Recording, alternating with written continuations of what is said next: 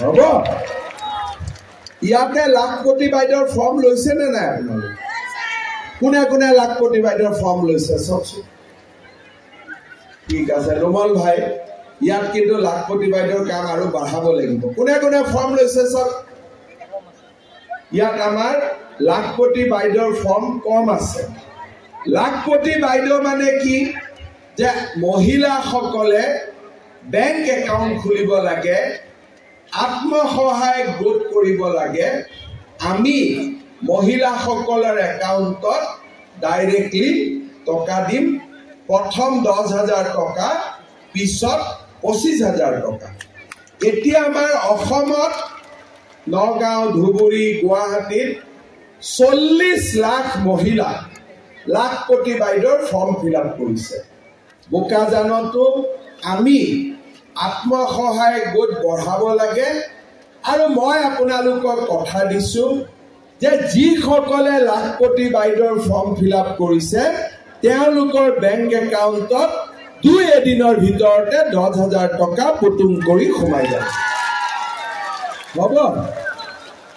এতিয়া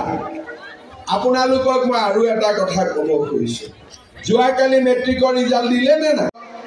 ডিফুৰ চৰকাৰক আশীৰ্বাদ কৰিব আমি সহযোগিতা পাম তেতিয়া আমি কাৰ্বি আলং আৰু অসমক আমি আগত লৈ গৈ থাকিব পাৰিম আজি আপোনালোকে চাব এখন ৰেলগাড়ী আছে প্ৰথম ডাব্বাটো প্ৰথম ইঞ্জিন হ'ল মোদীজীৰ ইঞ্জিন তাৰ পিছৰ ইঞ্জিনটো মোৰ ইঞ্জিন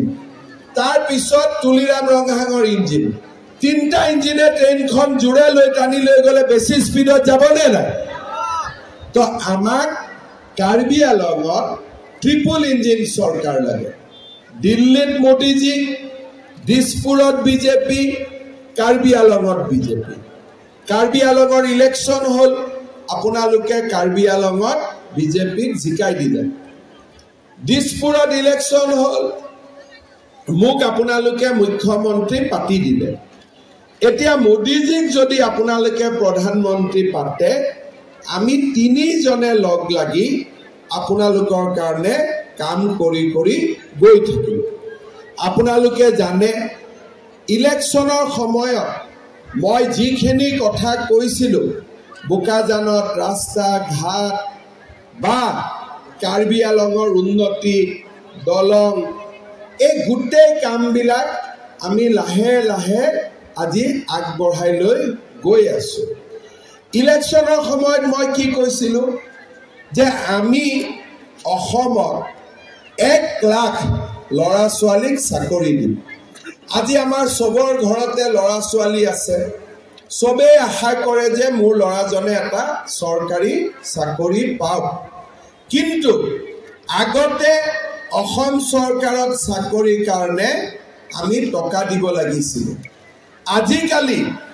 আমাৰ চৰকাৰত দুৰ্নীতি লাহে লাহে নোহোৱা হৈ আহি আছে যোৱা 3 বছৰত মই 1 লাখ চৰকাৰী চাকৰি দিলো কোনেও 1 টকাও ঘোষ খাব পৰা এতিয়া মই কি ঠিক কৰিছো যে এই 1 লাখ চাকৰি হৈ যোৱাৰ পিছত 2024 চনৰ ভিতৰত মই আৰু 50,000 ল'ৰা ছোৱালীক চৰকাৰী চাকৰি দিম কিমানত দিম 50,000 1 লাখ আগত দিলো আৰু দিলো 50,000 তাৰমানে ল'ৰা ছোৱালী কলেজত গ'ল ইউনিভাৰ্চিটিত গ'ল এতিয়া মনত